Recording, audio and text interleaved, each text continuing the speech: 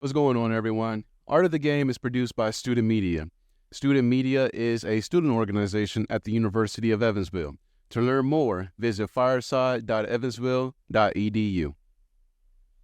Yeah, make it look easy. Hey, stand up guy, on 10 toes. Big body pull up in a Range Rover. I can change the whole game when I say so. I pull up, shut it down, yeah, they know. Running this game. What's going on, everyone? Welcome to another episode of Art of the Game, where we sit down with student athletes talking about the game of life. And today with us, we have a very special guest, my guy, Phillip. Thank you for coming on, dog. So Kai is a graduate student here at the University of Evansville. He's on the men's soccer team. He plays the forward position. He hails from Trinidad and Tobago, but he's from Diego Martin. So go ahead, Kai, and talk about your journey, talk about home, your community, everything, because it is fascinating. And what a lot of people probably don't know is that Trinidad and Tobago are actually not like one and the same. Yeah, bro, growing up in Trinidad and Tobago is kind of tough, bro. Like, you don't have much opportunities and stuff back home, but I was blessed to have the family that I got growing up in Saganga, Simeon. Very family, got a lot of family around you. I got a lot of mental support, trying to keep you on the right track and stuff, and I was blessed to have that, bro. Was there anything that you believe just within you, right? Being able to come from that family background and things of that nature. Did you ever feel yourself possibly losing yourself and slipping away into what your family did not want for you? Yeah, like it had time. Yeah, like I felt like it had times I was being led onto the wrong path, and I was full with it. I wasn't fully committed to soccer or football, as we call it back home. I feel like just having the right people around, like my cousin Ashonda, family members, family friends like Maylee, to help guide me and keep me on the right path, that helped a lot, bro. But back home by us, it's easy to get straight away, bro. When did football come into your life? I'll say at a tender age, I can't really remember now, but my uncle Ron Lafray, he played for Trinidad and Tobago. He had an academy for kids back home, and he used to take me, his son, and my cousin as well every Saturday morning to try to bring football into our lives, and it worked out for me, bro, honestly. What was about it that stuck with you think? I just seeing the joy soccer bring, seeing what soccer gave some of my family members at home, because my uncle played professional. I have some family friends and stuff who played professional, and seeing the joy that football gave them, and the type of opportunities that was in front of them. Like, I would love that to be a part of my life, bro. What kind of joy? You say that you saw that joy and you saw the things and opportunities it brought to your family. What joy does it bring for you? Like, being able to get a free education, that's very important in my life. Being able to help my family back home, that's very important as well. And just soccer brings happiness to me, bro. That's my all. That's my everything, bro. So you started at a really young age, right? Now you're getting at it, you're practicing, things of that nature. When it came time for you to start playing, for clubs and teams, things of that nature, did you ever feel like your talent might not have matched up to either your teammates or your competition? At first, it was self-belief. I never had that self-belief in myself, and I felt like I was behind the group. But having the right people around you, as I said, helped me to become more confident and be more aware of my ability and my talent that God have given me, and I used it so far, and I'm doing good, bro. When was it time for you to come to the U.S.? How tough was it to make that decision and go away from family to an entirely new country? That decision was hard. Like, that transition was a whole different. I did never leave Trinidad before, so it was a hard transition to make, and it was the best transition I made in my life. Coming to the U.S., originally I went Salt Lake first. I played for Salt Lake Community College for 2 years there. Amazing, I loved it. And then I was blessed enough to get some D1 looks and Division 1 offers, bro. So now you get your Division 1 looks, right? But you choose the University of Evansville. Why do you think you chose UE? That connection my coach has with Trinidad and his friends and stuff back home in Trinidad, he knows the life about Trinidad, kind of how I was brought up, and we kind of relate with each other because he visited Trinidad multiple times. His best friend is from Trinidad. So I felt like I had a connection with UE. And on the other side, here they kind of care for your well-being, not just your talent. So I look towards that as big time because mental health is very important. Having a mental support, especially me being away from my family, having mental support is very important. And I feel like UE does that a lot and supports their athletes. What are some things that you believe that you were able to take from back home and bring it to the States? I'll say, I'll say my confidence. I'll say I always hold my head high. I'm proud to be Trinidadian. That's one of the best gifts God could give me, being born Trinidadian. I'll say some of the qualities I brought over is being a man. I was brought up, my dad passed away and I was brought up with my mom, and she helped me a lot. She helped open my eyes a lot, and she showed me how to fight through struggle. And I feel like that her qualities rubbed off on me moving to the US, and I tend to work through my struggles and see the brighter day, bro. Being able to, continue, growing up without your father and things of that nature. Just, really quick question. How hard did you make it on your mama? Yeah, I was a troublesome child growing up. Yeah, I was troubled. Thank the Lord I changed, bro. I thank the Lord I changed. In just this short amount of time, you brought up God and the Lord a lot. What is your connection in your religious belief? Well, I believe in God lately. My girl Zoe, she been bringing God into my life. One of my friends, Raka, he helped me to see God as well. They just say try to incorporate God into your life because with him anything is possible. You talked about how proud you are of your culture, of where you come from. Speak on that more and the joy that you just have. Like, yes, I'm Trinidadian. Yes, I'm in this whole new country, this whole new place, but I am proud of where I come from. Yeah, being Trinidadian, bro, like you always have a kind of positive vibes, up. You always have a uppy mood. You always want to make everyone laugh. We have some called carnival. If you experience that, you're gonna fall in love with it. And that, like growing up in Trinidad, bro, like you're always around your family, so it's very different in the States. But my whole neighborhood is just family members and cousins and stuff like that. So I feel like that kind of had me in the uppy mood and kind of helped me to be the person I am today. Always trying to make people laugh, smile, always talking loudly, making jokes like that, and trying to stay in a positive mindset, bro. You talked about, the family, the mental support, things of that nature, being able to have that connection to UE. Are there times where even here at the University of Evansville, you feel like that connection to UE is sometimes not enough, and you're like, man, I really wish I had my family here? Well, yeah, always, like, being the only person from the Caribbean on my team, sometimes you feel a disconnect, but that's where friends come in, and friends try to reconnect me back to the team, like Edward Mendy, my Spanish friends, and they try to help me stay connected with the team when I tend to drift away at times. And I appreciate those guys a lot. How often are you able to communicate with your family back home? Yeah, I talk to them plenty. I talk to them often. My mom, only thing is my mom will call me when she can. But other than that, any other family member, if I reach out today, they'll get back on to me. Today they'll give me a call. If I need any mental support or stuff like that, they will always reach out as fast as possible, bro.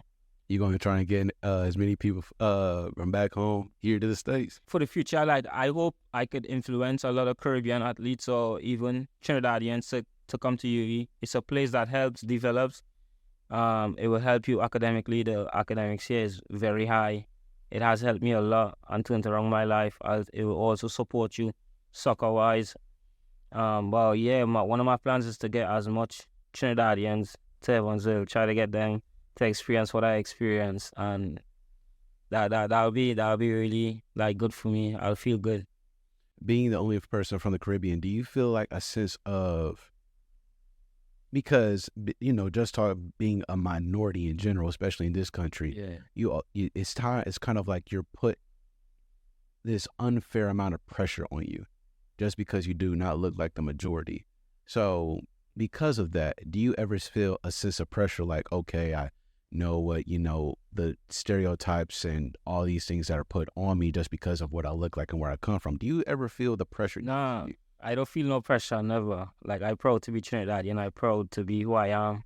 And I know I'm making progress in life positive, in a positive way, bro. So I'm chilling. No pressure. Speaking of pressure, do you ever feel pressure as a player? Do you ever feel like the pressure getting to you out there on the soccer And well, certain games, yeah, I feel pressure that I had to perform. I got to get a good result, because I want to play professional at the end of the day. But it's all about having fun. When I go to the field, my mind is clear. I just try to have fun. But my main objective is to win, but it's just entirely to have fun, honestly, bro. So I don't try to put too much pressure on myself because that could kind of decline my performance, if you know what I mean. Kai, we talked about you being at Salt Lake Community College and you having that JUCO experience, but you also got an amazing experience to also be part of the MLS draft. Like, how was that? Getting that news that my name was listed in the draft was amazing. That was one of the goals I was trying to work towards, like coming to college. And that transition from JUCO, D1, hopefully getting seen from MLS teams to being listed in the draft was one of the best feelings ever. I know the journey isn't completed or done yet, but that was an amazing feeling, bro. You go from that environment, right? You have this draft process that played a really big time in your life, and then you come here. And what kind of impact do you believe that you're going to be able to leave on the University of Evansville? The impact I want to leave is something positive to show future athletes that you can go pro through mid-major schools as well. You don't have to play ACC. You don't have to play the top conferences to be pro. You just have to believe in your talent and know it's possible. Just work hard every day and know it's possible. You said something earlier about mental health. How much do you focus on your mental health as a student athlete? I think mental health is very important as a student athlete. We have a lot on our shoulders. So I tend to talk to my coach a lot. He sends me and tells me we have different resources I can rely on and I tend to go to. And especially my family members and friends, they talk to me, try to support my mental health, try to keep me positive. Because being negative can only bring bad performance, bad grades, and a bad life, bro. So I try to start my day positive and stuff like that. What are some of your most memorable times growing up? Whether it's playing football, whether it's playing even football here at the University of Evansville, but what are those moments that when you sometimes sit back and you're able to just reminisce and look back over life where it just pops into your head? In Trinidad, I gotta say, my best times in Trinidad is sweating on the block, like playing football on the block with my friends and family. That was a nice time. I'll say in Salt Lake, just being able to be around so much different nationalities. My first time in the US helped me to open my eyes a lot, and I'll say that was one of the best times in my life being in Salt Lake.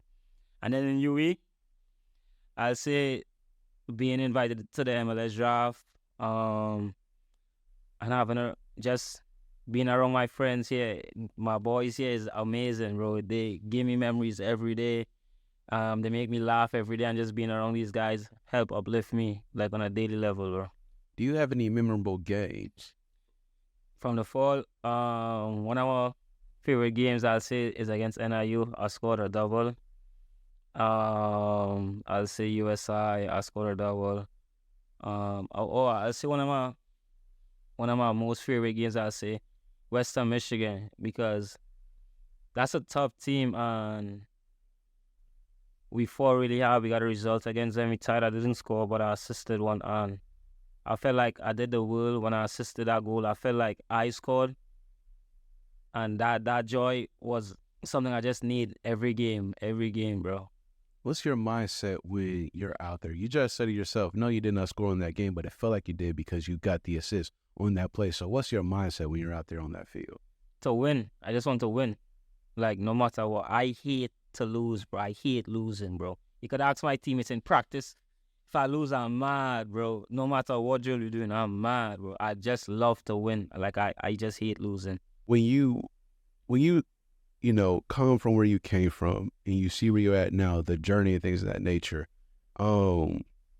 sometimes we focus on so much on what's in front of us, we can't appreciate the past.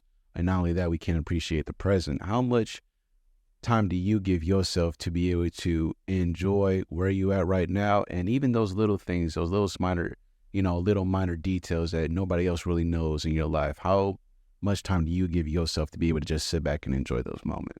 I try to just reminisce about my life a lot. I look back on videos, pictures, family, games, outings, whatever, bro. I tend to look back a lot and try to say, wow, I made it really far and I'm not done yet. But wow, I enjoyed this time here, bro. I missed this time and stuff like that. Well, I'll say my memories is, I look back a lot and I try to relive those memories. Although it's gone, I try to relive those memories because I know it was only positive vibes around that time, only positive vibes, and everyone is in a positive mindset, laughing, doing what we're doing, bro, having fun. What you talked about, your uncle playing a big role in being your coach when you were younger and things of that nature. Who also do you look up to as influences on your game that you take from and try to be the best player that you can be out there on the field? I love Leroy Sané. That's my favorite player. So I'll base my game off him. Mm-hmm. But also recently, people go laugh, but Darwin Núñez, I love that guy. That guy's class. Although he missed a lot, I love his movements and stuff like that. That guy is a good player. Mm-hmm. But Leroy Sané, guys told me I play like Rafael Leao. Mm-hmm. With my speed, I'm a 1v1 ability, stuff like that, and I could also finish a lot. So yeah, Leroy Sané, Rafael Leao, Darwin Núñez. When did fashion come into you? Like, when was that something that a serious avenue that you possibly looked at? Nah, like, I always love fashion. I have a cousin who is deeply into fashion back home in Trinidad. His name is Anderson. But fashion, it just gets me. And I really, really, really like it. And I would like to know way more that I know, bro. What are some things in the off season that you really are trying to work on moving forward and going to play for Utah? My main goal is to stay fit, stay healthy, and just get my mind right. Make sure I'm a leader because I need to be a leader this fall. How much do you believe the team here and your years here were able to impact you as a leadership and your leadership qualities? I say so. My first year here, we had a lot of leaders, guys like Raf, Evan.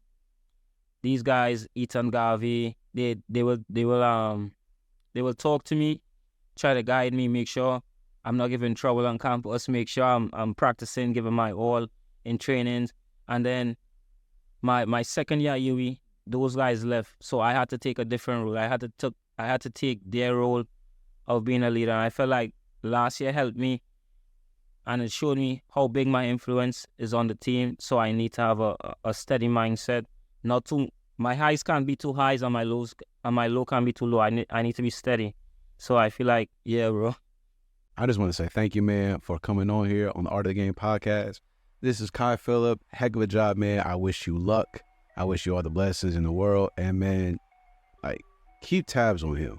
Keep tabs on him. There's going to be great things. He had a heck of a career here. Keep tabs on him. He's going to have a great future ahead of him. Thanks a lot, brother, for coming on. Yeah, brother. Yes. Hey, stand up guy on 10 toes. Big body pull up in a Range Rover. I can change the whole game when I say so. I pull up, shut it down, yeah, they know. Running this game ain't a thing for me. I never switched up, no change in me. The only thing changing this season, you go against me, then you know that you tweaking, okay? Cause baby, I'm him, I be on 10. Two-stepping in the party, I do not dance. Watch how I move, make it look easy. Counting up.